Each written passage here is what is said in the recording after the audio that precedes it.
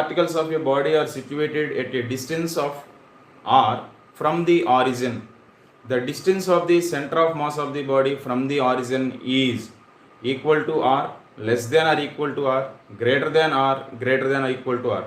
So ఇక్కడ మనం చూస్తే all the particles of a body are situated at a distance r from the origin అన్నారు. So అన్నీ కూడా r డిస్టెన్స్లో ఉన్నాయి అంటే it may be circular shape or spherical shape అయి ఉండాలి. సో మన 2 డైమెన్షన్లో అయితే సర్క్యులర్ షేప్లో ఉంటుంది, 3 డైమెన్షన్ అయితే స్పెరికల్ షేప్లో ఉంటుంది. సో పార్టికల్స్ అన్నీ ఈ పాయింట్ మీద బేస్ అయి ఉన్నాయి అంటే దాని సెంటర్ ఆఫ్ మాస్ ఎక్కడ ఉండాలి. సో ఇక్కడ సెంటర్ ఆఫ్ మాస్ అనే విషయంలో మనం ఒక పాయింట్ గుర్తుపెట్టుకోవచ్చు. ఏంటంటే centre of mass always should be with in the body.